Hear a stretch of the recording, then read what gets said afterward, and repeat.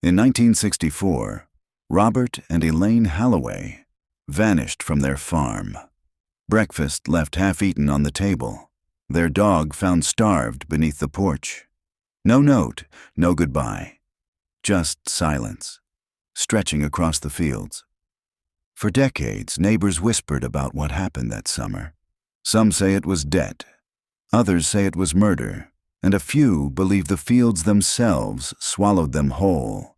But buried beneath the silence are clues that were never meant to be found. And once you hear them, you'll never look at an empty field the same way again, if you're drawn to unsolved disappearances. Hit subscribe. The farmhouse looked smaller than it had in the newspaper photographs. Weather does that to wood and paint. Pares it down, softens it until it seems less like a structure and more like a skeleton left out in the weather. By the time the first film crew rolled up the dirt drive in 1996, 32 years after Robert and Elaine Holloway had been declared missing, the place had already begun to collapse under its own weight. It was late summer, a dry summer, the kind where the ground cracked in plates and weeds clung stubbornly to the edges of the drive. Dust kicked up around the car tires and hung in the sunlight, thick enough to sting the back of the throat. The crew didn't say much at first. They stepped out of the van slowly, their sneakers crunching on gravel, their camera equipment shifting against shoulders. They had read the files, skimmed the old reports, seen the faded photographs. But the air around the farm made all of that seem theoretical, like the difference between reading about drowning and stepping into water for the first time. The farmhouse windows were black with grime. The porch sagged in the middle. A loose length of rope still hung from the rusted hook near the barn, swaying faintly in the wind as if it had just been untied. Nobody wanted to say it, but the air felt wrong.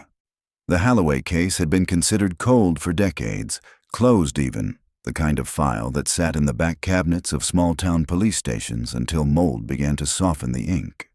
The sheriff's office in 1964 had written it off as a voluntary disappearance. A couple tired of farm life, debts piling, maybe skipping town for a fresh start somewhere out west. But if that were true, why had they left everything behind? The bank books, the truck, even the family dog, still chained up when the neighbors finally came looking after a week of silence. That was the detail people still whispered about. The dog. Elaine was known to dote on it like a child, brushing its fur each evening on the porch, humming as she worked.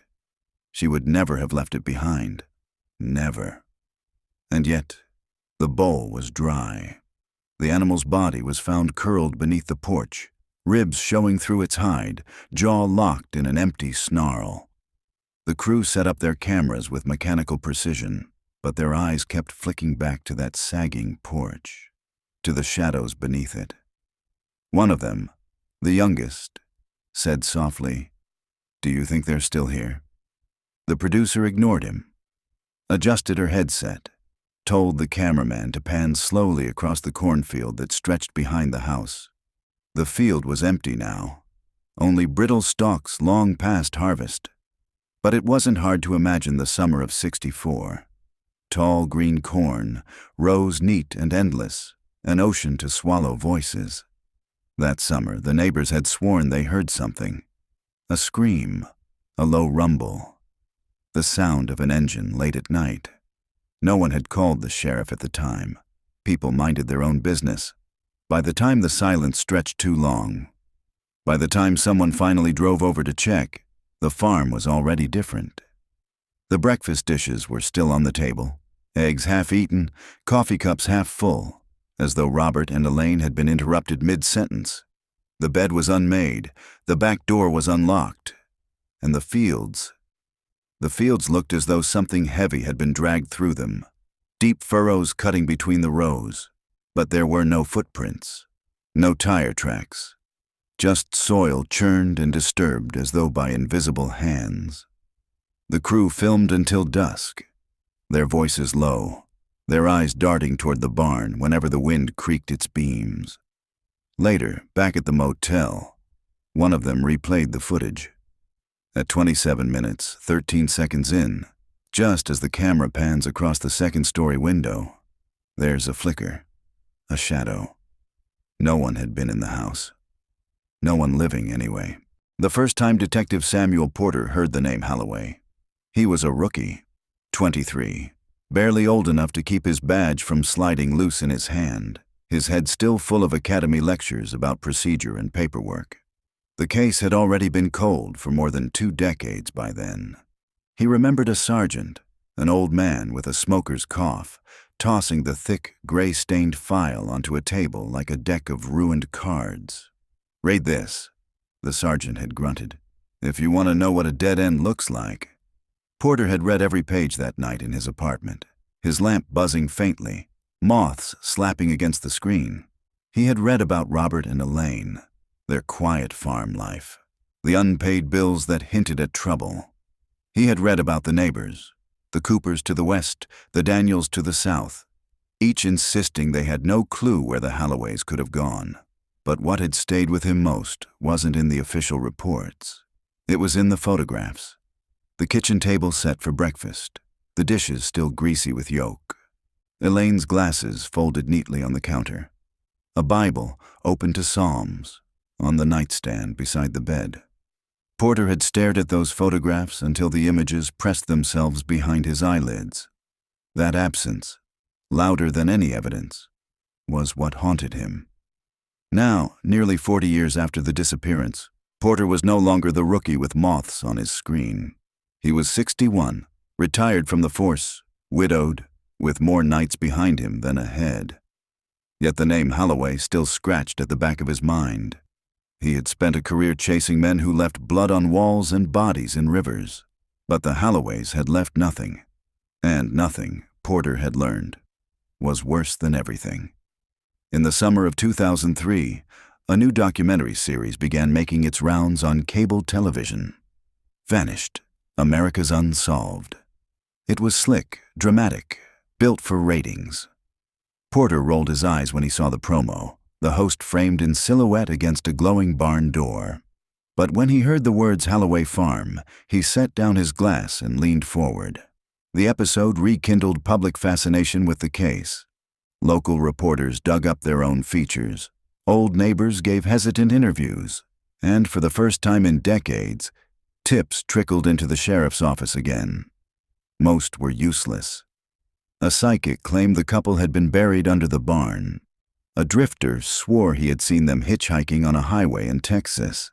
Another man insisted aliens had taken them, pointing to scorched patches in the cornfield as proof. Still, one tip stood out. It came from a woman named Mary Collins, who had been only 12 years old in 1964. She told reporters she remembered her father waking suddenly one night, muttering about an engine in the distance, headlights moving where no headlights should be. He had looked out across their pasture and said, "Something's wrong at the Halloways," but he never went to check. Collins had kept quiet for decades, but now, in her 70s, she felt compelled to speak. "I can still hear it," she told the camera crew, her hands trembling. "That engine, it wasn't a tractor, it was something heavier, and then it just stopped." Porter watched the segment 3 times in a row. He felt the itch return, the same itch he'd had as a rookie, staring at photographs of eggs cooling on plates. The silence wasn't natural. It was constructed. Someone had made the Halloways disappear. By autumn, Porter found himself driving back toward the county where he had first worn a badge. The roads were narrower than he remembered, the trees taller. Some of the farmhouses were abandoned now. Their barns collapsed, roofs sagging like broken backs. Others were modernized with satellite dishes and shiny mailboxes. But the Holloway place was still there, untouched except by weather. The white paint was nearly gone, stripped away by decades of sun and rain. The porch had collapsed on one side. The barn leaned dangerously, like an exhausted animal folding in on itself. Porter parked at the end of the drive and sat with the engine idling. The air smelled faintly of manure and dust. He thought of Elaine humming on the porch with her dog at her feet. He thought of Robert tightening the rope on the barn door. People had lived here. People had laughed here. And then one night, all of it had been snuffed out like a candle. He killed the engine. The silence pressed in. The field stretched endless and brown around him. The corn stalks had been cut down, leaving nothing but jagged stumps. The land looked barren, but Porter knew better. Land didn't forget. It only waited. Inside, the farmhouse smelled of mildew and rot. The floorboards sagged under his boots. Shards of wallpaper clung to the walls in faded patterns of roses. In the kitchen, the cabinets hung open, doors warped. Dust lay thick on the counters, except where raccoons or rats had left trails. But beneath the decay, Porter could still see the ghost of the scene from the photographs. The table in the center, the window above the sink. He could almost hear the scrape of forks, the murmur of conversation. He closed his eyes and pictured the morning of July 14th, 1964. Plates on the table, coffee steaming, the hum of cicadas outside, Elaine reaching for her glasses, Robert rising to check something in the barn. And then, interruption. Something that split their lives clean down the middle. Porter opened his eyes. The house was silent except for the wind groaning through a broken pane. He crouched low, studying the floor near the door frame. The wood was warped, darkened. Stained? Or just water damage? He touched it with his fingertips. Cold. Smooth. Too smooth. In the old reports, he remembered, there had been mention of unusual marks on the floorboards near the back door, as though something heavy had been dragged. But the photographs had been grainy, inconclusive. Now he saw them with his own eyes. Shallow grooves, two parallel lines cutting across the boards, faint but undeniable. Something had been pulled out that back door, something that didn't want to move on its own. Porter stood, his knees aching. He took a slow breath. The silence deepened. When he stepped outside again, the fields shimmered under the late sun. He followed the line of the grooves in his mind, imagining them cutting across the yard, into the corn. The stalks would have been tall that summer, tall enough to hide anything. A man, a woman, a body. His throat tightened. He told himself it was age, the chill in the air. But he knew better. The land didn't forget, and whatever had happened to Robert and Elaine Halloway, the fields had witnessed it all. Porter spent the night in a small roadside motel 10 miles south of the Halloway farm. The room smelled faintly of bleach and old smoke, the kind of odor that clung no matter how many coats of paint the walls wore. He lay on the stiff mattress, eyes fixed on the ceiling fan that ticked with each rotation, and felt the weight of silence pressing down. Sleep didn't come easy.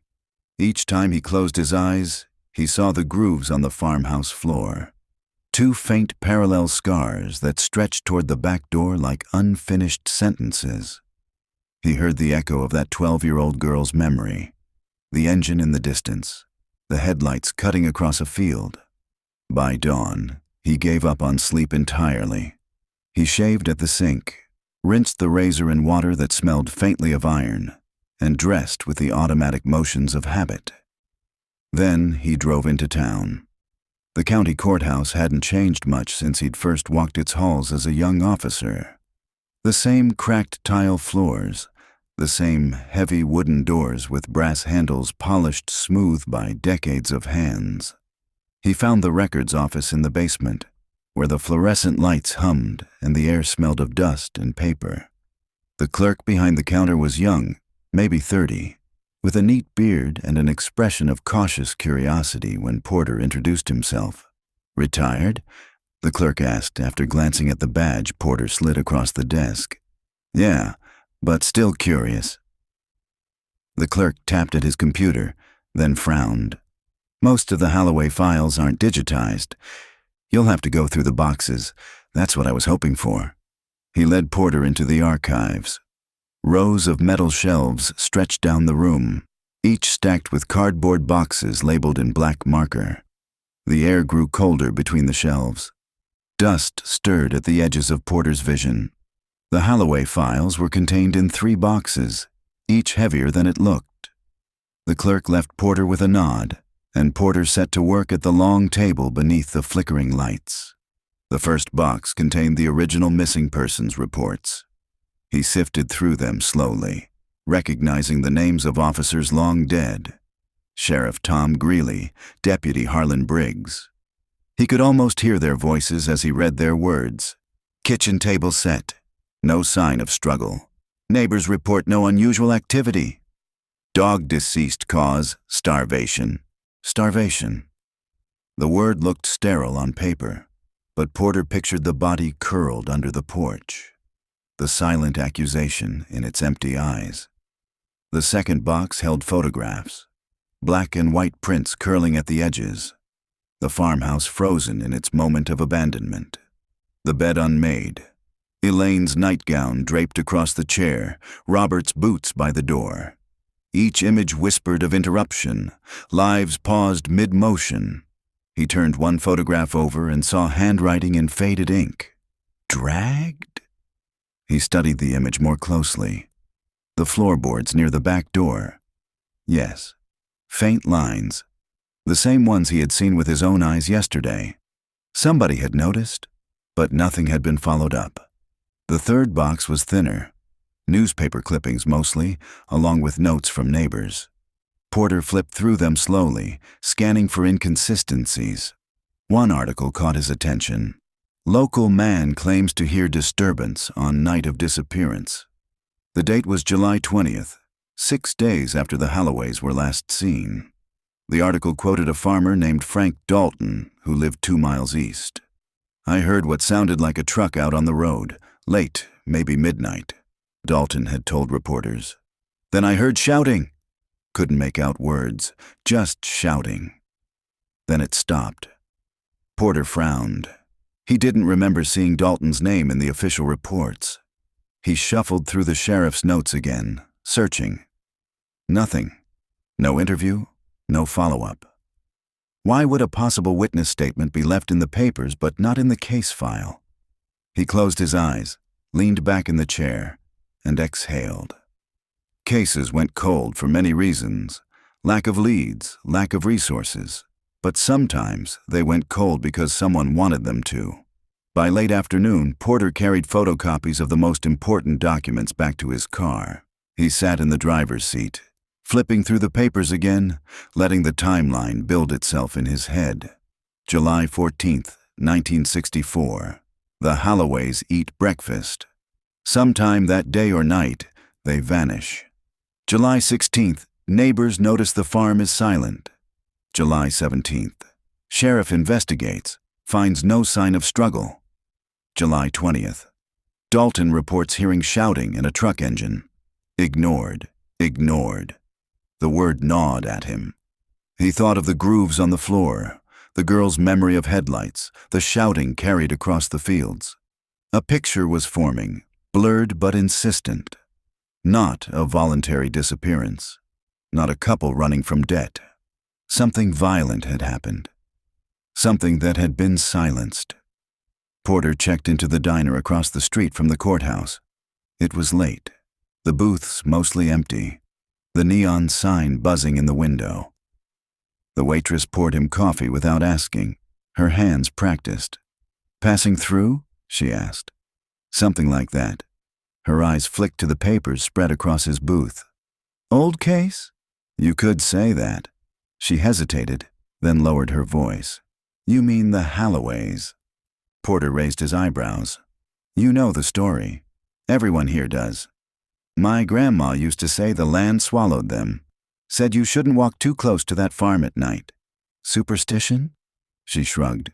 "Maybe. But kids who dared each other to go up there, they said they heard things. Voices. Like the Holloways were still calling for help." Porter studied her face. She wasn't smiling. She wasn't joking. He sipped his coffee, the bitterness grounding him. He had spent his life balancing evidence against myth, facts against folklore. But here, in this town, the line was thinner. Maybe too thin. Back at the motel, Porter spread the copies across the bedspread. He drew lines with a pen, connecting names, dates, places. Dalton, Collins, Sheriff Greeley. His eyes landed again on Dalton's statement. The shouting, the truck. He imagined the headlights cutting across the fields, the sound of voices carried in the wind. Something being dragged from the house, across the yard, into the corn. Then silence. Always silence. Porter turned off the lamp. The room fell dark, except for the faint glow of the neon sign outside. The hum of the highway murmured in the distance. He lay still, staring into the dark, knowing he wouldn't sleep. Not yet. Not until he understood what the fields had witnessed. The name Frank Dalton kept circling in Porter's head. The forgotten witness, his words buried in the yellowed pages of a newspaper but absent from the sheriff's official report. Porter had been on the job long enough to know that omissions weren't always accidents. Sometimes, silence was chosen. He spent the next morning at the county library, a squat brick building with tall windows and the faint smell of polished wood. The librarian, an older woman with her gray hair wound into a bun, recognized the name immediately. "Dalton?" she repeated. "He's still around. Lives out by Mill Creek. Small house, trailer, really. Keeps to himself, still alive?" Porter asked, surprised. "Oh, yes, though some folks say his mind's not what it used to be." That didn't deter Porter. If anything, it made the visit more urgent. Memories might be clouded with age, but sometimes the details that survived, the stubborn fragments, were the ones that mattered most. By noon, Porter was steering his car down a cracked rural road, weeds growing tall on either side. He spotted the trailer from a distance, aluminum siding dulled by decades of weather, a pickup truck rusting beside it, and a wind chime of bent spoons clinking faintly in the breeze. Dalton was on the porch, sitting in a faded lawn chair with a blanket across his knees. His hair was white, his face creased with years, but his eyes were sharp when they fixed on Porter. "You're not from around here," Dalton said before Porter even introduced himself. "No, but I'm looking into something that happened a long time ago." Dalton gave a dry chuckle. "A lot of things happened a long time ago." "The Halloways," Porter said softly. The laughter stopped. Dalton's eyes narrowed. "You're wasting your time." Porter took a seat on the porch steps, leaving space between them. "Maybe. But I read what you told the paper back in '64, about the shouting." The truck Dalton shifted under the blanket. His knuckles tightened on the arm of the chair. "Nobody listened then? Why should they listen now?" "Because I'm listening," Porter said. "And I'm not with the sheriff's office anymore. I don't answer to anyone." For a long moment, Dalton stared across the yard, where dry grass bent under the wind. Then he sighed, heavy, as though releasing something he'd been holding for half a century. "I heard it clear," he said. "Middle of the night. My wife shook me awake, thought she heard coyotes. But it wasn't coyotes. It was a truck, big engine, heavy, and voices. Men, not the Halloways. These were deeper." Rough Porter leaned forward slightly. "How many men?" "2, maybe 3. I couldn't make out words. Just shouting, like they were struggling with something. Then I heard the dog barking, and then—" Dalton's throat tightened. "Then the dog stopped." He closed his eyes. The wind chime clinked. "I wanted to go," Dalton whispered. "I told my wife I should go. But she said no. Said it wasn't our business. People didn't get involved back then. You understand?" Porter did. Rural life was ruled by distance. Distance between farms, distance between lives. People kept to themselves, even when silence was dangerous. "What happened after?" Porter asked. Dalton's hands trembled on the blanket. "The truck idled for a long time, maybe 20 minutes. Then it drove off. Slow at first, then faster. I lay there listening, waiting for the sound to come back. It never did. Porter felt the weight of those words, the missing puzzle piece, hidden in plain sight. If Dalton had been heard in 1964, maybe the case would have unfolded differently. "Why wasn't your statement in the report?" Porter asked. Dalton gave a bitter laugh. "Because Sheriff Greeley told me to keep my mouth shut. Said I was drunk, imagining things. I wasn't drunk. I never drank." But he looked me in the eye and said, "Frank, you didn't hear anything. You understand? And when the sheriff says you didn't hear, well, that's the end of it." Porter felt the old anger stir in his chest. Corruption, incompetence, or worse, deliberate suppression. "Why would Greeley want you silent?" Dalton's eyes flicked toward the field behind his trailer. His voice dropped to a whisper. "Because he knew something. Or owed someone. Around here, the sheriff wasn't just the law. He was part of the fabric. If he wanted the Halloways gone from memory, then they were gone." The air grew heavy. Porter heard the distant hum of insects in the grass.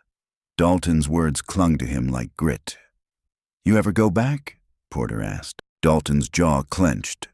"Once, weeks later. Curiosity got me. I walked the edge of their field. Stupid thing to do." "What did you see?" Dalton's gaze fixed on Porter, hard and unblinking. "A hole, freshly filled. Near the tree line. Big enough for two." The words hung in the air like a shadow. "What happened then?" Porter pressed.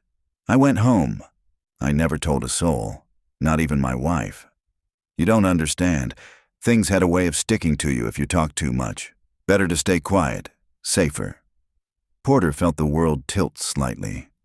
A hole, freshly filled, near the tree line, and no record of it anywhere. He thanked Dalton, though the old man waved him off, his eyes already retreating into distance. As Porter walked back to his car, the wind carried the faint metallic clink of the spoons. Each note felt like a warning. Back at the motel, Porter sat on the edge of his bed with Dalton's words replaying over and over.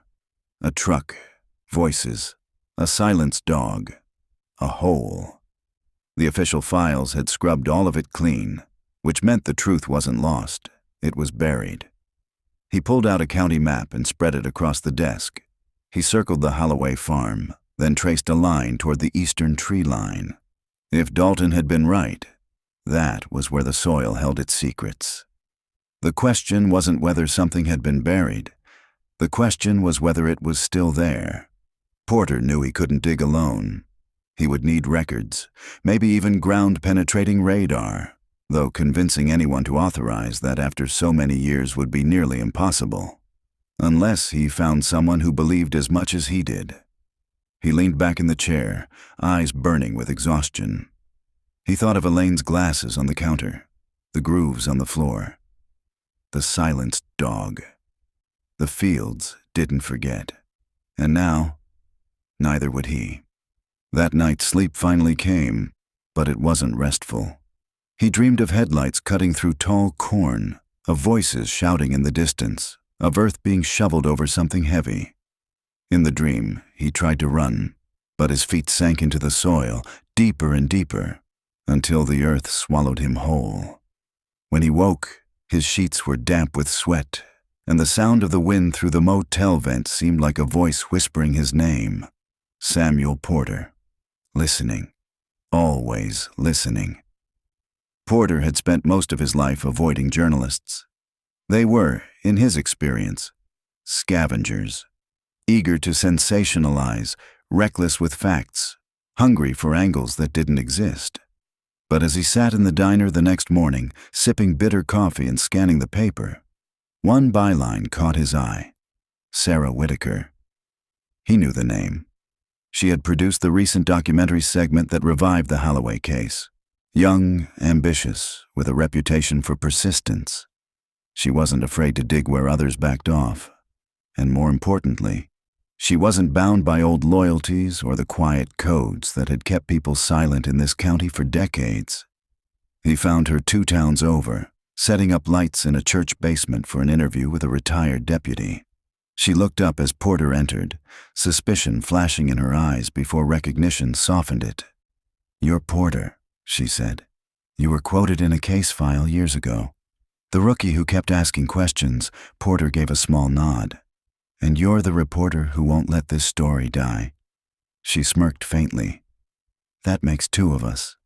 They sat after the cameras were packed away, the basement quiet except for the hum of fluorescent lights. Porter laid out what Dalton had told him. The truck, the shouting, the sheriff's warning, the filled hole by the tree line. Whitaker's eyes sharpened. She scribbled notes furiously, her pen scratching against the pad. "That never made it into the official record," she said. "Exactly. And you believe him?" "I've been talking to liars my whole life," Porter said. Dalton wasn't lying. He was remembering something he wished he could forget. Whitaker leaned back, tapping the pen against her notebook. If he's right, then that hole might still be there. Or what was in it, Porter added quietly. Her gaze met his. The silence between them carried the weight of shared obsession. 2 days later, they stood together at the edge of the Holloway property, the fields stretching flat and brittle under a gray sky. Whitaker carried her camera slung over one shoulder, her boots sinking slightly into the damp soil. "This is where Dalton said he saw it?" she asked. "Near the tree line?" "East side." They walked slowly, the sound of their steps swallowed by the land. Birds wheeled overhead, their cries distant. Porter scanned the ground, his eyes trained by years of crime scenes. He looked for depressions, subtle dips in the soil, places where the earth sagged unnaturally. Whitaker filmed everything. The barn leaning against the sky, the empty farmhouse windows, the stubborn weeds pushing through cracked dirt. They reached the trees. The air grew cooler in the shade, the soil darker. Porter crouched, running his hand across the ground. "Here," he murmured. Whitaker pointed the lens downward. The earth was uneven, but not dramatically. Just a subtle swell, as though the land had once been disturbed and then forgotten. "Could be nothing," she whispered. "Or everything," Porter replied. That night, they reviewed the footage in Whitaker's motel room. Grainy images filled the screen. The farmhouse dissolving into shadow, the hollow space beneath the porch, the slight rise in the soil near the tree line. "It's not proof," she said. "No, but it's a start." She hesitated, then leaned forward. "I want to keep digging." "Literally, but I can't do it alone." Porter's throat tightened. At his age, crawling through fields with a shovel felt reckless. Yet the thought of leaving the truth buried gnawed at him. "If we do this," he said, "we do it carefully. At night, quiet. No one can know why. Because the same people who silenced Dalton might still be watching. You don't bury a case this deep without power behind it. Power doesn't just vanish." Whitaker nodded slowly. Her eyes gleamed with something Porter recognized, the same relentless pull that had driven him for years. Obsession. They met again 2 nights later. The moon hung low, a thin sickle above the fields. Whitaker carried a small spade and a flashlight with the beam taped to narrow it. Porter brought gloves and a crowbar, his hands steady despite the tremor of age. They parked a half-mile away and walked the rest, their breaths fogging in the cold night air. The silence was immense, broken only by the rustle of stalks against their legs. At the tree line, Porter knelt and pressed the spade into the soil. It gave easily, too easily for ground untouched in decades. He exchanged a look with Whitaker. She swallowed hard and joined him, scraping quietly, pushing earth aside. The hours stretched, dirt piled beside them. The hole widened, deepened. Sweat dampened Porter's back despite the chill. His knees ached, his breath rasped, but he didn't stop. Then, the sound. A hollow thud. Whitaker froze. Porter brushed away soil with his gloved hands, heart pounding. The shape beneath was rough, curved. Wood. He cleared more until a box-like edge emerged. Old planks, weathered but intact. "A coffin?" Whitaker whispered. Porter shook his head. "Too crude, more like a crate." They dug around it, hands shaking until the lid was exposed. Porter wedged the crowbar beneath the edge and pried. The wood groaned, splitting, the smell of damp earth and rot rushing up to meet them. Inside, something pale gleamed in the flashlight beam. A bone, then another. Whitaker covered her mouth. Porter stared down, the silence roaring in his ears. Not one body, two. They filled the hole back in before dawn, hands blistered, faces streaked with dirt. Whitaker's eyes were wide and haunted, the camera she carried heavy at her side. "We need to call it in," she said. Porter wiped sweat from his brow, his pulse still racing. "Not yet. If we hand this over without leverage, they'll bury it again. You saw what they did to Dalton's statement. What makes you think they won't erase this too?" She hesitated, torn between outrage and fear. "So what do we do?" "We find proof they can't erase. Records, motive, something that ties those bones to the Halloways and forces this county to face it." Whitaker nodded reluctantly.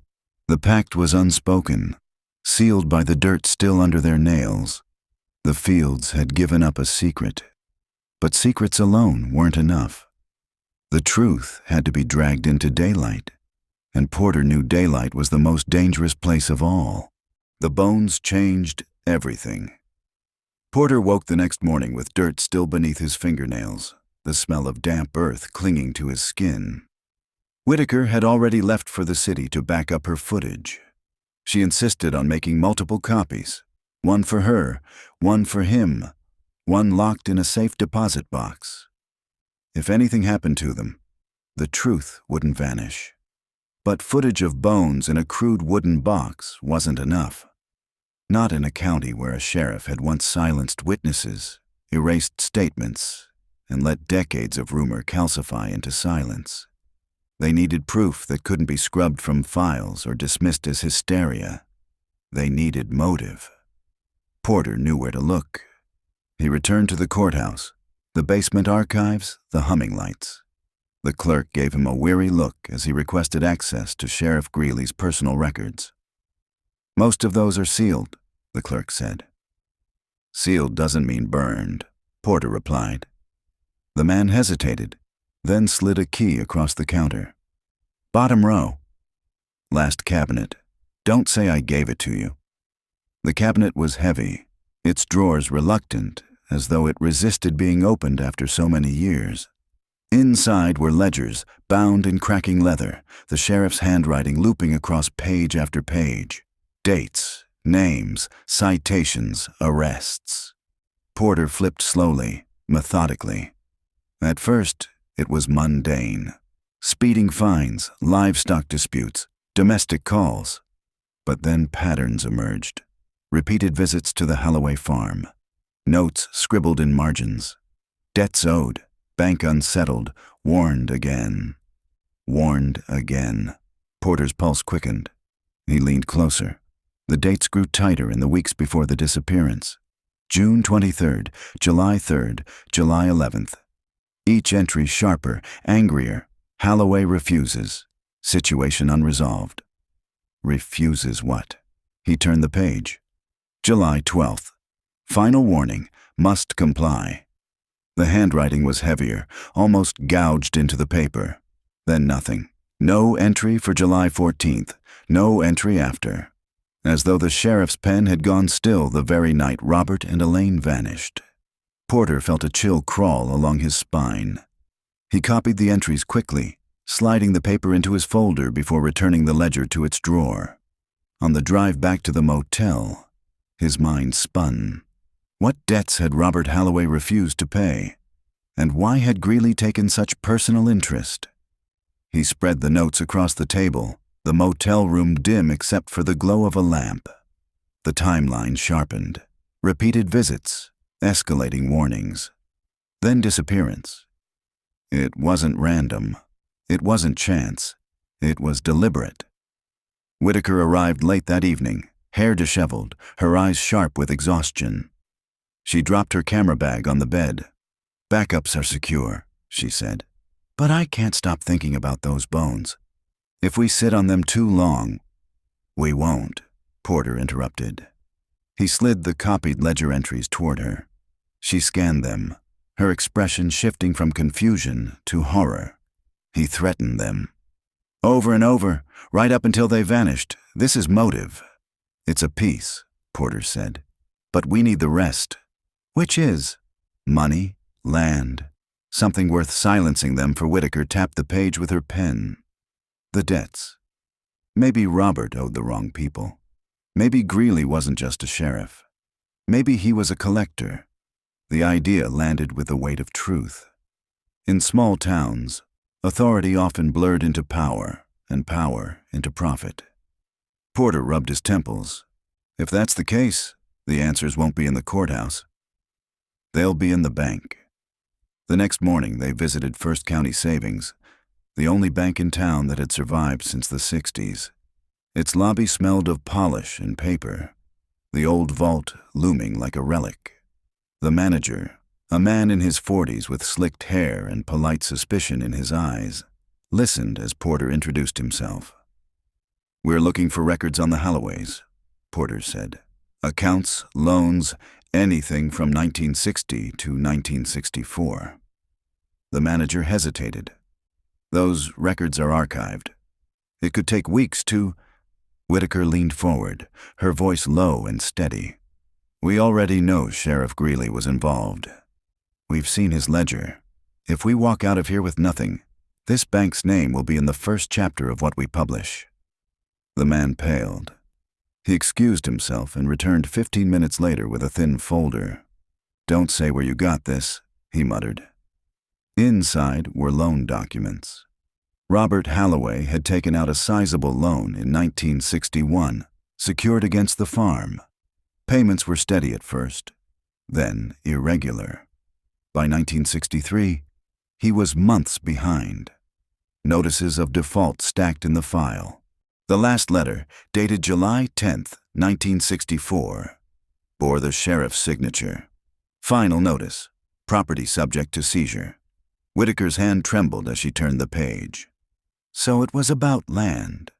Porter nodded slowly, and Greeley wasn't just warning him. He was enforcing for the bank. But why make them disappear? Why not just foreclose? Porter closed the folder. Because Robert refused. And maybe refusal wasn't tolerated. That night, they returned to the farm. The wind swept across the fields, bending the dry stalks. Porter stood at the tree line, staring toward the filled hole they had disturbed. "It wasn't just murder," he said quietly. "It was erasure. Take the land, silence the debt, bury the evidence, make it all vanish." Whitaker adjusted her camera, filming his silhouette against the dark fields. And it worked. For almost 40 years, Porter's chest tightened. He thought of the breakfast table, the half-eaten eggs, the dog chained outside. Ordinary lives swallowed whole by power and silence. But silence had limits. And now, the fields were speaking. The bank file sat heavy between Porter and Whitaker on the motel table. Its pages smelled faintly of mildew and ink, the past pressed into every crease. Outside, rain began to tap against the window, steady and rhythmic, as though marking time. Whitaker rubbed her eyes, her notepad full of arrows and underlined words. So Greeley was threatening foreclosure, enforcing debts. But the question is, who was really pulling the strings? Porter leaned back in his chair. His shoulders ached from years of wear, but his mind stayed sharp. Sheriffs don't move money on their own. Somebody wanted that land. Somebody with enough influence to keep the sheriff's silence ironclad. Whitaker flipped through the file again. There has to be a name, a beneficiary, someone who profited when the Halloways vanished. Porter's gaze landed on a page tucked into the back of the folder, a typed memo, faint but legible. Transfer of collateral in case of default. Halloway acreage to be reassigned under holding account. Signatory, Richard Kane. The name stirred something faint in Porter's memory.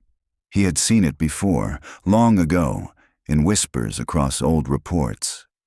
Richard Kane, he murmured. Whitaker looked up. Who is he? Porter didn't answer right away. He pulled a county map from his bag, unfolded it, and traced the eastern border with his finger. Kane owned most of this stretch by the 70s. Built Kane Agricorp. Grain silos, processing plants, half the county's jobs. If you wanted work, you worked for Kane. If you wanted out, you still owed him. He was everywhere, and he started with the Halloway farm, Whitaker said, her voice low. Looks that way. The rain thickened outside, drumming harder against the glass. Porter felt the rhythm deep in his chest.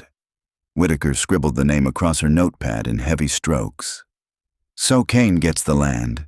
Greeley makes sure the Halloways disappear, and the county closes its eyes. Porter stared at the map, his thoughts pulling threads together. If Kane was behind it, there'll be more than one farm. More families who lost everything. We just need to find the pattern. The next day, they drove east to the county recorder's office.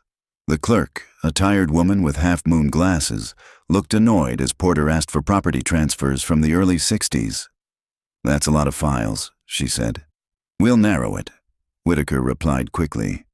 Just farms seized for default between 62 and 66. The woman sighed but returned with 2 heavy ledgers. Porter and Whitaker pored over them at a side table, their pens scratching furiously. Names repeated.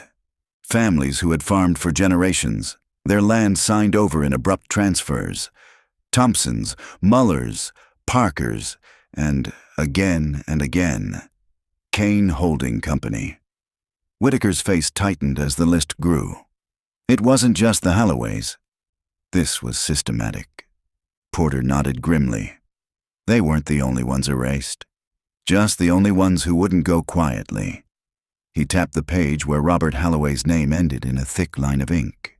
And for that, they paid the highest price. That evening, they spread their notes across the motel bed.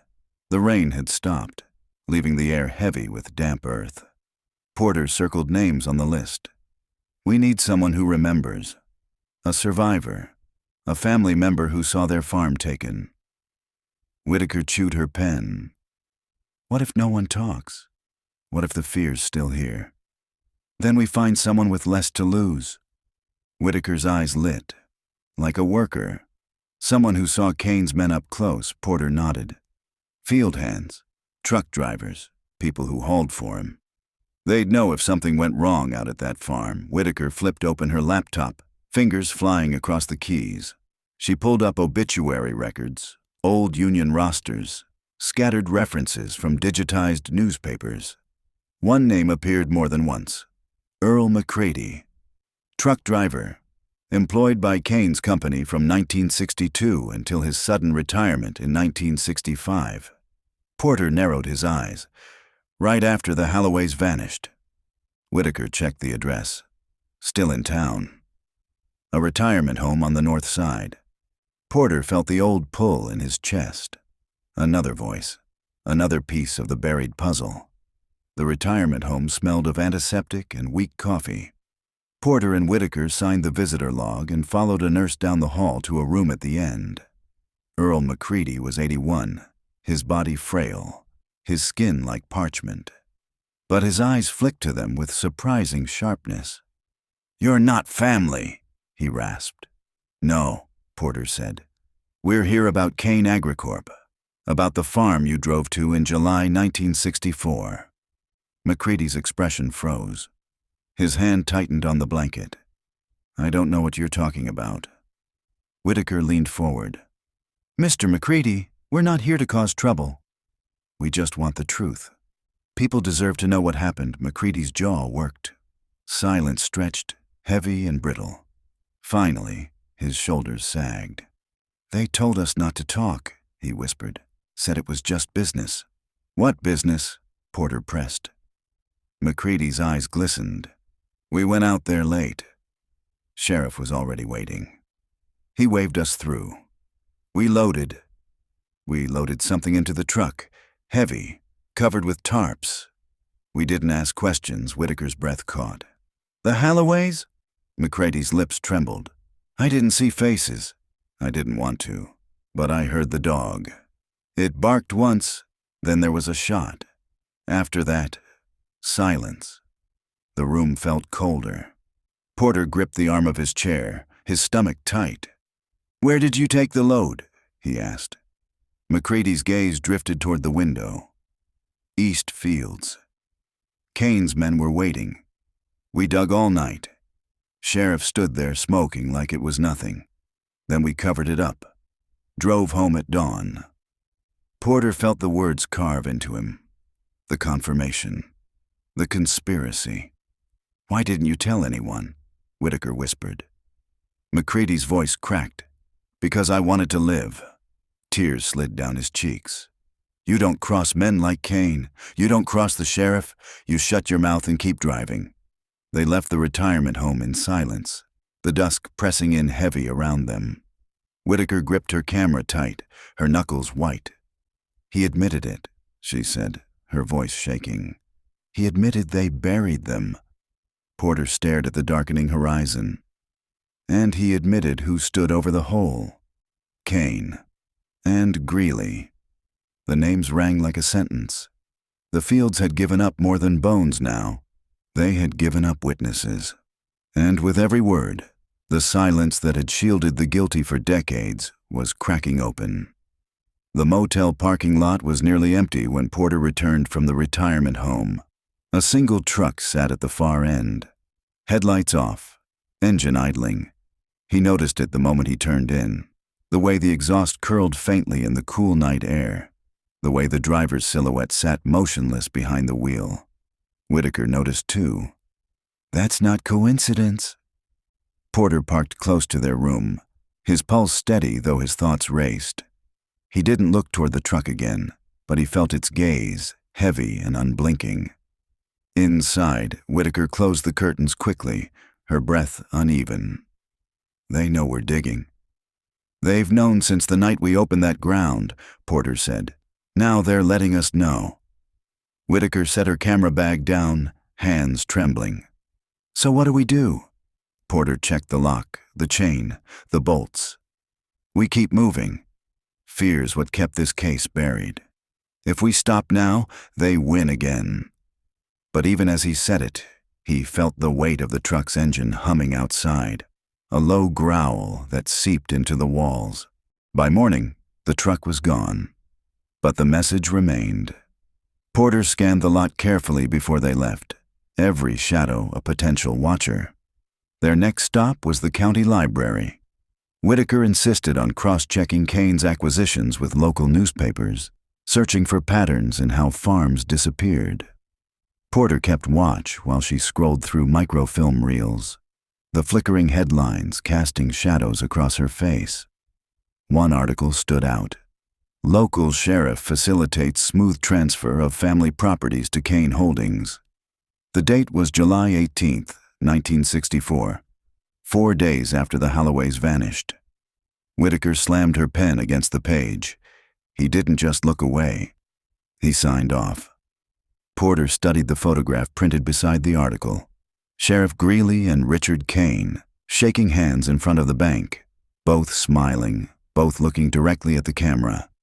Two men immortalized in ink, the silence behind them invisible. That afternoon, they interviewed one of the names from their property transfer list, Margaret Parker, whose family lost their farm in 1963. She lived in a small house on the outskirts of town, her garden overgrown, her eyes sharp despite her age. Kane took everything, she said bitterly. My father said we were behind on payments, but I never saw the money change hands. Sheriff came out, said it was legal, said it was final. We left the next day with nothing but clothes. Did anyone fight back? Whitaker asked. Some tried. But if you pushed, you'd find your tires slashed, your barn burned. People learned quick. You didn't stand in Kane's way. Not if you wanted to wake up the next morning. Her words hung heavy in the room. Porter felt the old anger burn in his chest again. Fear wasn't just a byproduct of power. It was its currency. As they left, Whitaker whispered, "It's all the same story. Debt, foreclosure, silence. But only the Halloways vanished completely because Robert refused," Porter said. And Kane needed an example. The thought chilled him. An example wasn't just erased. It was displayed. Not for the public, but for those who might think of resisting. That night, back at the motel, Porter found the door slightly ajar. His gut tightened instantly. "Stay behind me," he told Whitaker. He pushed the door open slowly, every sense alert. The room smelled faintly of cigarette smoke. Papers from their investigation were scattered across the bed. Drawers pulled open, camera bag unzipped. Nothing was stolen, but everything had been touched. A warning. On the nightstand, someone had left a single object, a spent shotgun shell, polished clean. Whitaker's face drained of color. "Jesus!" Porter picked it up, rolling it between his fingers. His heart pounded, but his voice stayed calm. "They don't want us dead yet.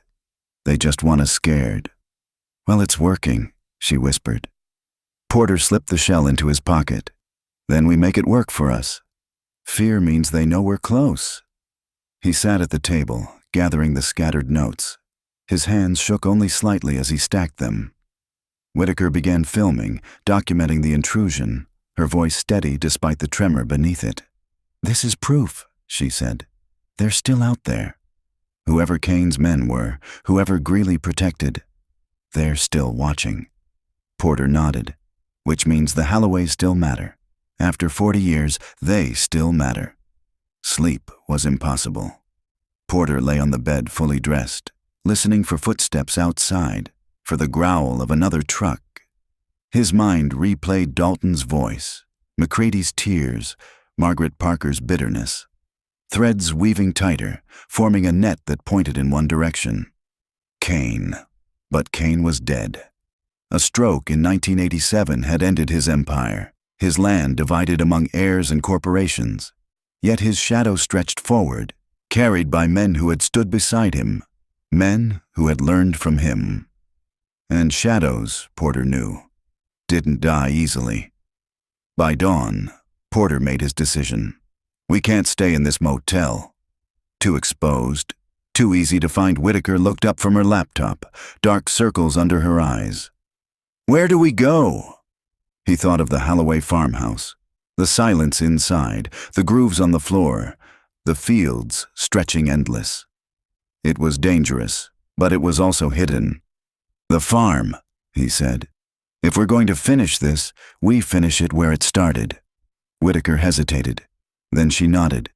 "Then we finish it." They packed their notes, their footage, their fear. Outside, the morning sun burned away the damp, casting long shadows across the lot. The truck from the night before was gone. But Porter knew they hadn't been abandoned. They had been marked, and the fields were waiting. They arrived at the Halloway farm just before dusk. The sun slid low, staining the sky in bruised purples and reds. The farmhouse loomed against it, sagging but unbroken, its windows black as empty eyes. The barn leaned farther now, ribs showing through rust and rot. Porter killed the engine and let the silence swell. Whitaker gripped her camera, recording from the passenger seat. "This is where they lived," she whispered, "and where they died." "Maybe," Porter said. "But the house doesn't lie. Not if you listen right." They unloaded their things, flashlights, notebooks, bottled water, a thermos of coffee, and carried them inside. Dust stirred around their boots. The smell of mildew and old wood thickened in the air.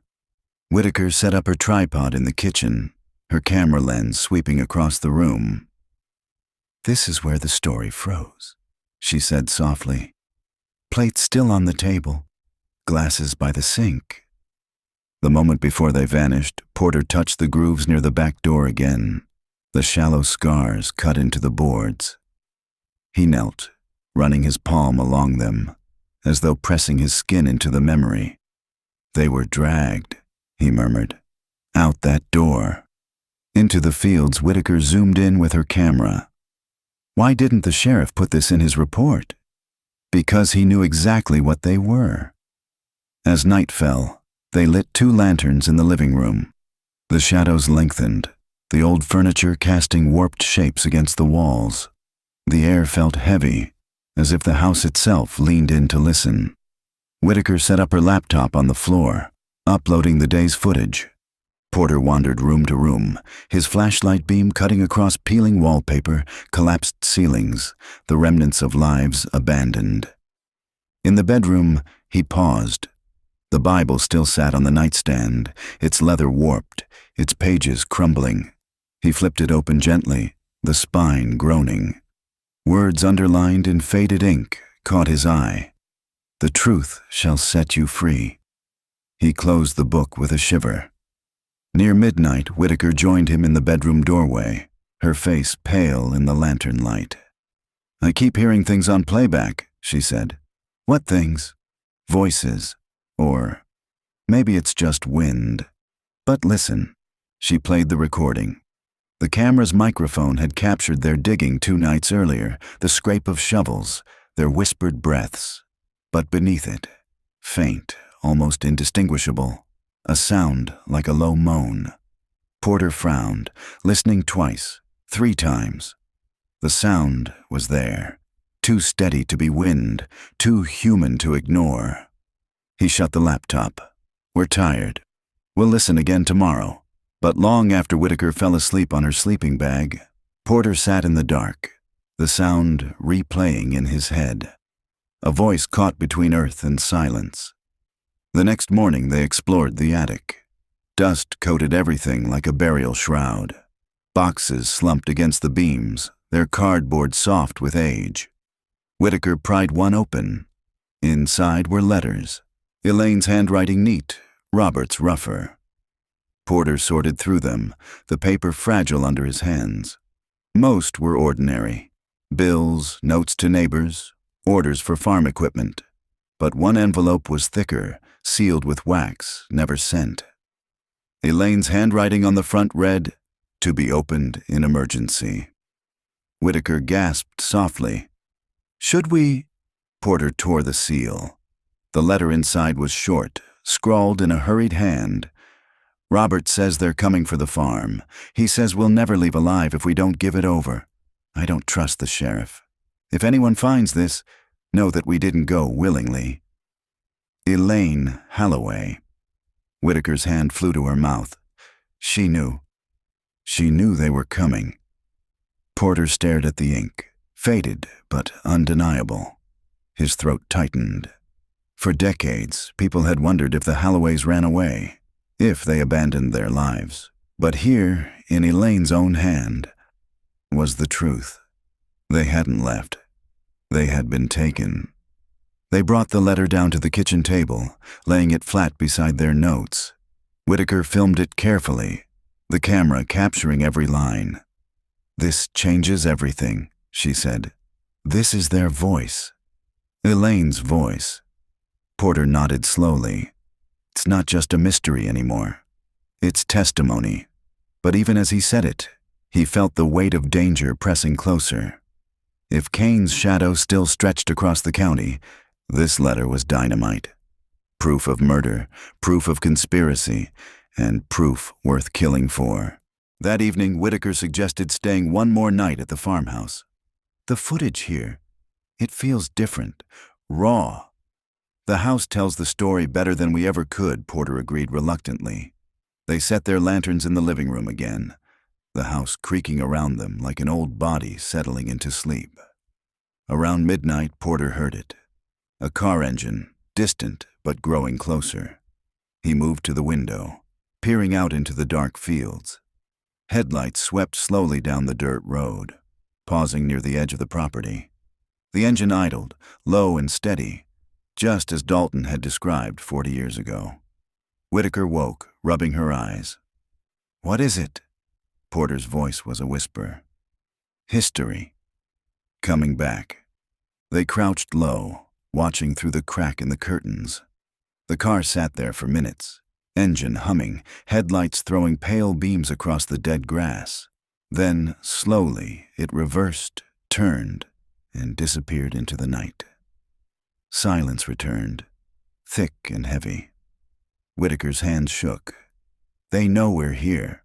Porter slid the shotgun shell from his pocket, the one left in their motel room, and placed it on the windowsill. "Then let them know we're not leaving." The fields around them stretched endless and dark, waiting, remembering.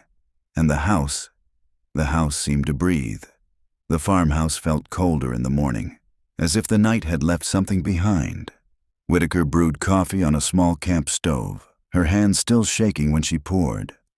Porter watched the steam curl upward, disappearing into the gray light filtering through broken windows. "They were watching us," she said finally. "Sitting out there, like they wanted us to know."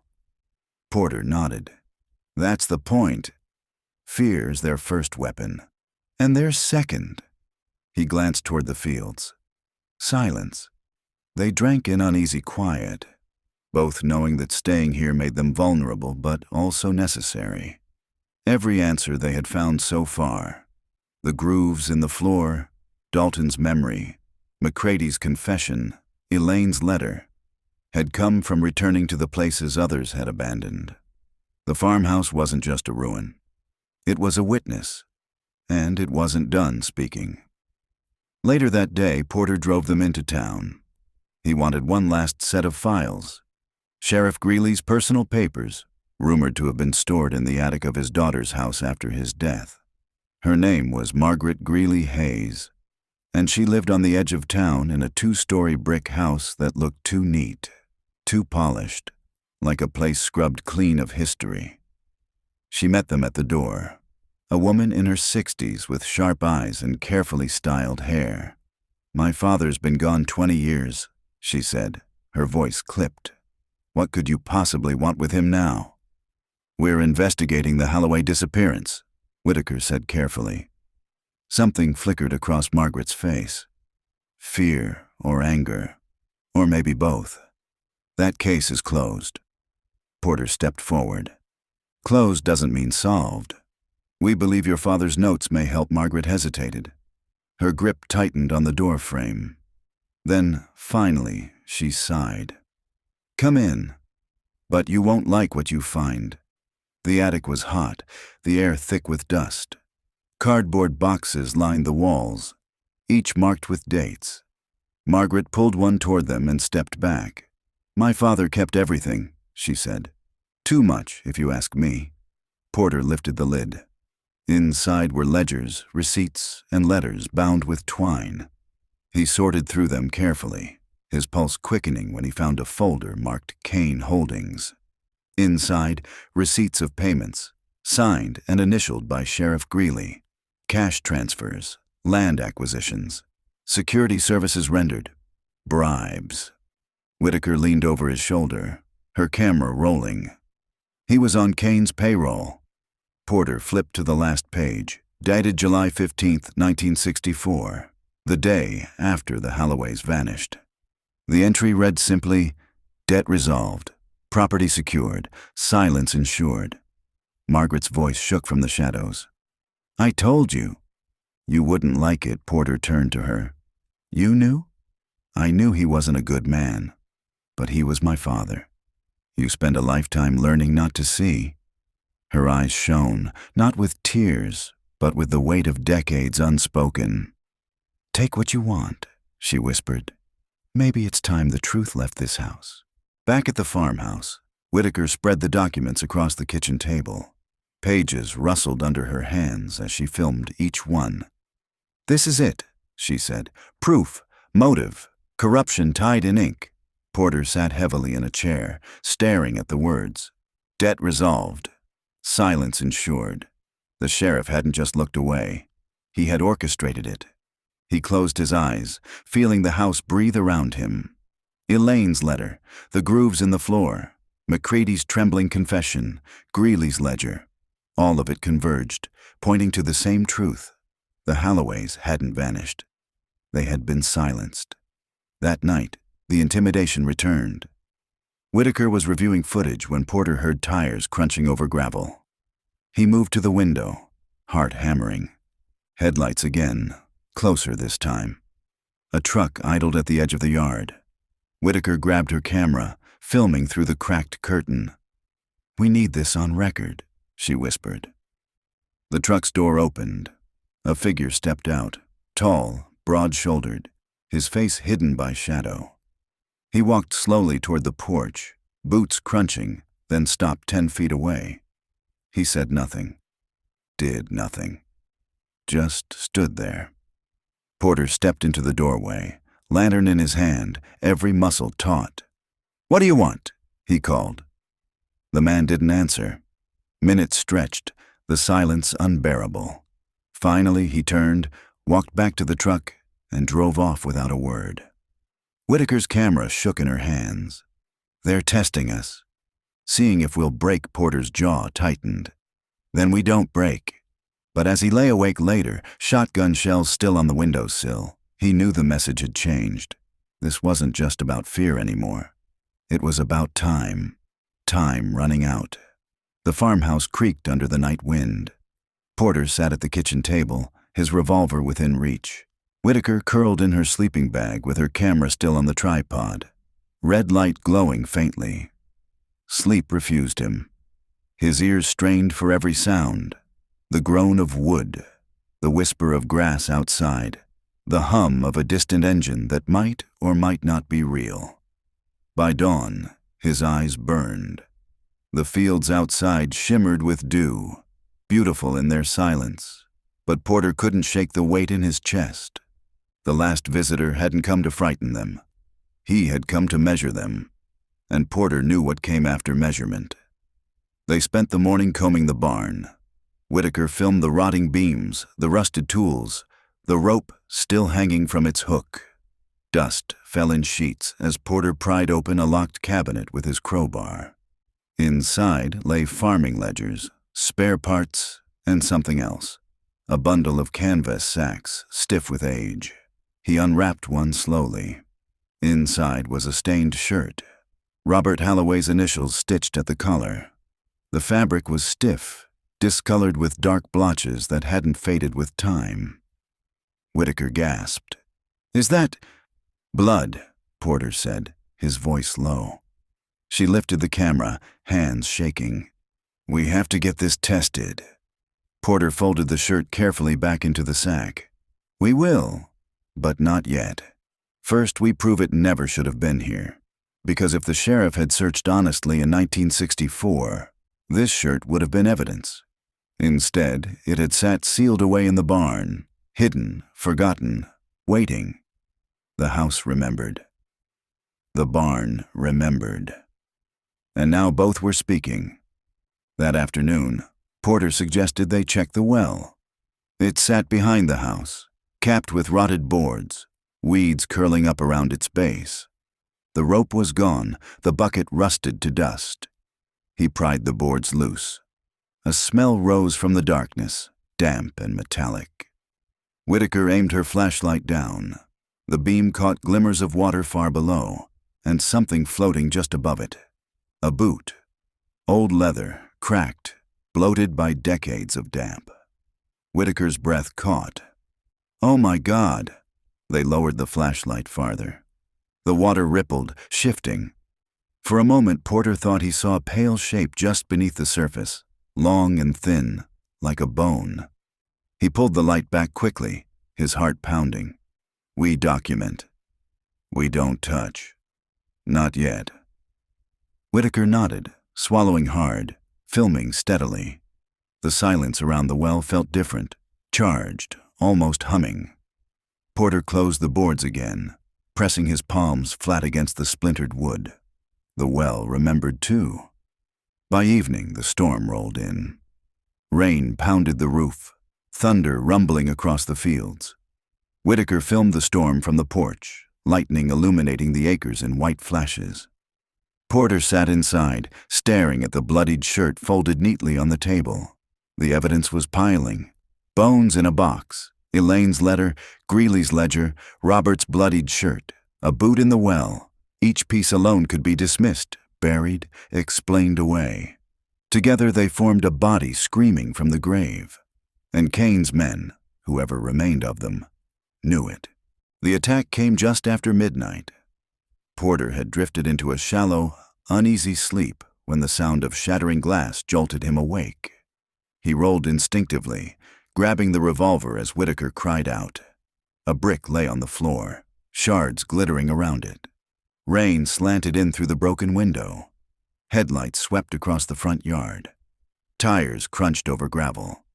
"They're here," Porter hissed. Whitaker scrambled for the camera, heart hammering. "We have to get this on film." Another crash. This time, the back window. Porter moved quickly, crouching low, revolver raised. Shadows flickered outside, 3 figures circling the house. A voice shouted through the storm, "Walk away! Leave it buried, or we'll bury you with it." Whitaker's breath came in gasps. "They're threatening us on tape. Keep them talking." Porter's voice was steady, louder than the thunder. "You can't scare us. The truth's already out." For a moment, silence, then laughter, low, cruel, carried by the storm. A shot cracked. Wood splintered inches from Porter's head. Whitaker screamed. "Get down!" Porter barked, dragging her to the floor. The camera clattered, still rolling, capturing the chaos. Outside, footsteps retreated. Engines roared. The truck tore away down the drive. Taillights swallowed by the rain. The house fell silent again, broken only by Whitaker's ragged breaths and Porter's pounding heart. When dawn broke, they walked the yard in grim silence. The grass was torn with boot prints. The brick still lay on the kitchen floor, dark with rain. Whitaker's voice trembled. "They're not just watching anymore. They're trying to end it." Porter slipped the spent bullet casing from the broken window frame into his pocket. "That means we're close. But how much closer can we get before they kill us?" Porter looked out across the drenched fields, the stalks bending under the wind. "Close enough to make sure the Halloways are never silenced again." The farmhouse was different after the attack. Every groan of the wood, every sigh of the wind through broken windows, felt sharper, more dangerous. Whitaker kept her camera close, filming obsessively, as if the act of recording could protect them. Porter moved slower, conserving energy, knowing each step mattered more now. They were too close to stop. The morning after, Porter returned to the attic. He had a nagging thought, a thread that refused to let go. Elaine's emergency letter, hidden for decades, suggested more than fear. It suggested preparation.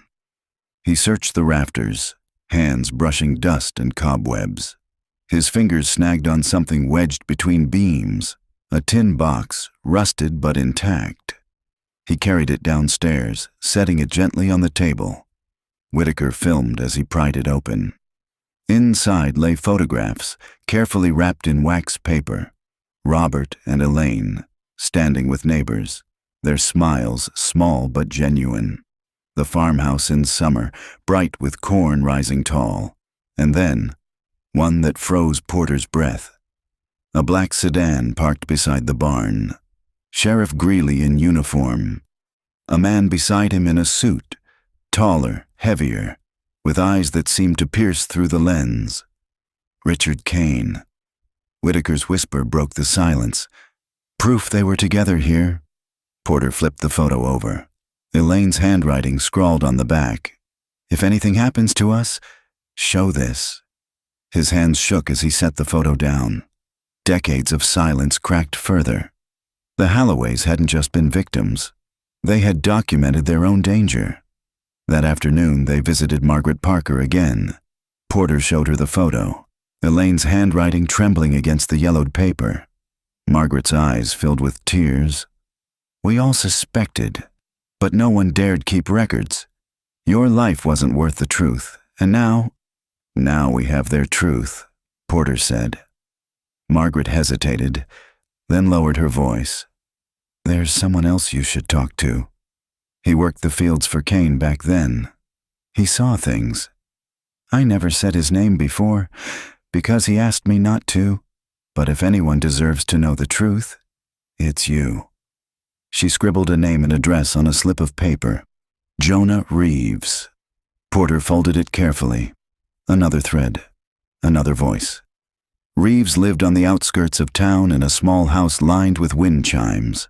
He was nearly 90, his back bent, his eyes pale but steady. He listened as Porter introduced himself, his silence heavy. Then, finally, Reeves spoke. "I was there the night the Halloways disappeared." Whitaker gasped. "You saw it?" Reeves nodded slowly. His voice was a whisper, but each word carried weight. "I was working for Kane. We hauled grain by day, did other jobs by night. That night, Kane himself came out, Sheriff Greeley with him. They told us to bring the truck to the Holloway farm, said we were collecting collateral." His hands trembled as he clasped them together. "But it wasn't crops we hauled. It was them." Robert fought. Elaine screamed. They dragged them through the kitchen, out the back. We loaded them like sacks. I'll never forget the sound, the dog barking, then the shot. The silence after Whitaker's camera shook in her hands. Porter sat very still, the old rage burning cold in his chest. "Why didn't you speak sooner?" he asked. Reeves's eyes filled. "Because men who did disappear too. Kane owned the land, the law, the silence. I was a coward, but I've carried their voices in my head every night since. I still hear them." He looked at Porter, pleading. "Tell their story. Please, don't let them vanish again." They left Reeves's house in silence, the weight of his confession pressing on them. Back at the farmhouse, Porter laid the pieces out across the table. Elaine's letter, Robert's bloodied shirt, the boot in the well, Greeley's ledger, the photo of Kane and Greeley, Reeves's testimony. The story was whole now. Sheriff Greeley enforcing Kane's debts, Kane hungry for land and power, the Halloways refusing to yield, the fields swallowing the evidence, and silence stretching decades. Whitaker lowered her camera. "We have everything. This could bring the county to its knees." Porter nodded, but his chest felt tight. "Then they'll come for us again. Harder this time. They won't let this see daylight." Whitaker's voice trembled. "So what do we do?" He looked out the window at the field swaying under twilight, endless and watchful. "We tell it anyway." That night, Porter couldn't sleep. He sat by the window, revolver in his lap, the shotgun shell still on the sill. He thought of Reeves's trembling voice, of Elaine's letter, of Dalton's haunted eyes. The Halloways had been silenced once, but now the field spoke through every witness, every artifact, every scar in the wood. And Porter knew he was carrying their voices forward, even if it cost him everything. The storm returned on their last night in the farmhouse. Rain lashed the windows. Thunder rattled the beams, and the wind moaned through broken walls. Whitaker's camera captured everything. The flickering lantern light, the papers spread across the kitchen table like offerings, the fatigue carved into Porter's face. They had the story. The question was whether they would live to tell it. Whitaker sat cross-legged on the floor, headphones in, reviewing footage again. The audio from Reeves's confession hissed faintly, his voice fragile but steady. "We loaded them like sacks. I'll never forget the silence after." She pulled off the headphones, her eyes wet. "If anything happens to us, this footage has to make it out. Promise me, Porter." He met her gaze. It will. But promises meant little in the dark. Near midnight, Porter heard it. Tires on gravel, the growl of engines. Not one this time, but two. Headlights cut across the fields, slicing through the rain. Whitaker grabbed her camera, trembling. "They're back." Porter checked his revolver, his pulse steady. He motioned her behind the table. "Keep filming." No matter what, the truck stopped at the edge of the yard. Doors slammed. Shadows moved through the rain. 3, 4 men, heavy with purpose, A voice shouted, muffled by the storm. "It ends tonight. Burn it down if you have to." Porter felt the words like a blade. They weren't here to scare anymore. They were here to erase. He raised his revolver, aimed at the window, and fired once. The crack echoed through the house. The shadows froze, then scattered. Shouts rose. A bottle shattered against the porch, flames licking in the rain. "They're trying to torch it," Whitaker cried. Porter grabbed the lantern, dousing its flame. Smoke curled through the room. "Upstairs, now!" They scrambled to the second floor, boots pounding on rotting boards. Whitaker clutched her camera, breath ragged. Through the broken window they saw men circling, fire sputtering against the wet ground, their flashlights darting like hunting beams. "Hand over what you found," one shouted, "or we bury you with them." Porter's voice was iron. "The truth's already out." Another shot cracked, splintering wood near his head.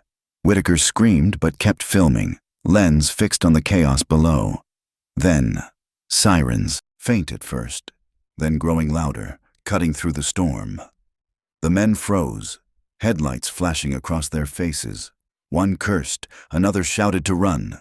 The trucks roared to life, spinning mud as they tore away into the night.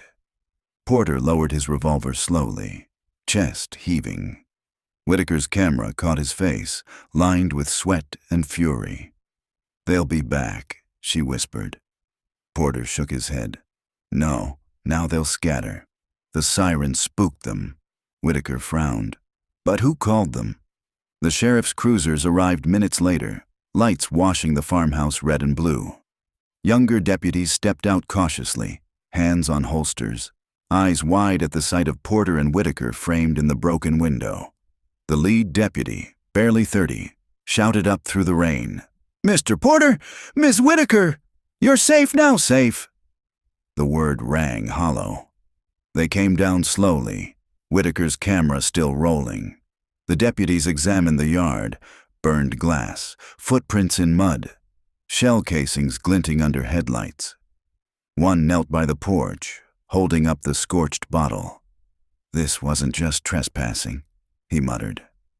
Porter handed over the bloodied shirt, Elaine's letter, the photograph of Kane and Greeley. This is what they were trying to destroy. The deputy studied the evidence, his face pale. "Jesus." Whitaker's voice was steady despite her shaking hands.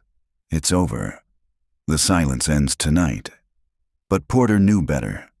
Silence never ended all at once. It cracked slowly, like ice on a river, until the flood broke through. The Halloways were gone. But their voices had survived, in Dalton's memory, in McCready's tears, in Reeves's confession, in Elaine's hurried letter, in every scar the land had carried. The fields had spoken, and now the county would have to listen. The deputies escorted them back to town before dawn. Whitaker sat in the back seat, clutching her camera, her eyes fixed on the endless rows of fields sliding past. Porter stared out the window too, exhausted but unbroken. For the first time, the land didn't look empty. It looked alive, breathing, whispering through the stalks. He thought of Elaine's underlined Bible verse, "The truth shall set you free." Maybe, at last, freedom was coming. The farmhouse stood silent again when dawn broke over the county. Rain had washed the night clean, leaving the air heavy with the smell of wet earth. Broken glass glistened in the yard, scorch marks blackened the porch, and the grooves in the kitchen floor remained, cutting their way through time. By noon, news trucks lined the road. Reporters stood in mud with microphones, speaking over the drone of generators. Deputies moved in and out of the house, evidence bags in hand. The old story, once dismissed, once buried, was everywhere. The Holloway disappearance was no longer a whisper in dark bars or a story told by grandmothers to frighten children. It was fact. Whitaker's footage aired within 48 hours. National networks picked it up within a week. Elaine's letter filled television screens, her handwriting trembling across the decades. "We didn't go willingly." Reeves's confession played in shaky audio, his voice cracking with memory. McCready's tears ran raw in the glow of living rooms across the country. The story spread like fire through dry stalks. Porter watched it all from the quiet of his apartment back in the city. His revolver rested in a drawer, untouched. His badge, tarnished and worn, lay beside it. He no longer needed it. His work was done. But silence, he knew, was never finished. In the months that followed, lawsuits surfaced. Kane's heirs denied involvement, insisting they knew nothing of their patriarch's crimes.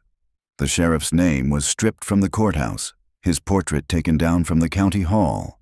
Former deputies were interviewed, some breaking at last, admitting what they had seen but never dared say. The farm itself was declared a crime scene. Excavations began at the well, at the tree line where Dalton had once seen fresh earth. More bones surfaced. Animals, yes, but also fragments that could only be human. Forensic teams sifted soil that had lain untouched for decades, each spadeful another wound opening. The land gave back what it had swallowed. Whitaker's documentary won awards. She stood under bright lights, microphones flashing, her voice steady as she dedicated it to Robert and Elaine Halloway, and to every family erased by silence. But when the cameras shut off, she still woke some nights in a cold sweat, hearing the echo of voices in the fields, the low moan her microphone had caught that night of digging. She called Porter sometimes, her voice small in the dark. "Do you think they rest now?" Porter never lied. "I don't know, but I think they're heard." For Porter, the case never left him.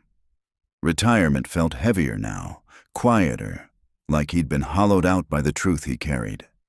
He visited the farm one last time in late autumn. The fields brittle, the stalks rattling in the wind like dry bones. The farmhouse was cordoned off, its windows boarded, its roof sagging further. The barn had collapsed under the weight of storms. Yet the land still breathed, still whispered. He stood at the tree line, the place where Dalton had seen the hole, where he and Whitaker had unearthed the crude wooden box.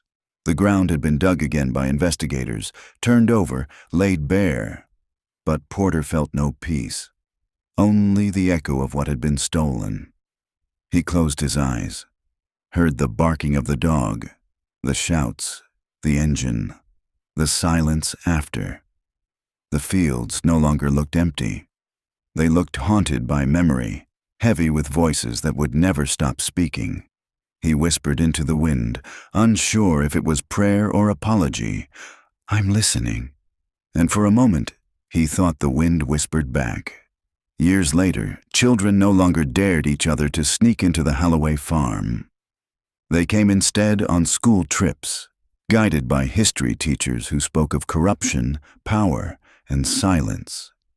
A plaque was mounted at the edge of the property, in memory of Robert and Elaine Halloway, and all who were lost to silence. May the truth be louder than fear. The fields swayed behind it, endless and golden in the sun. No longer empty, never empty again.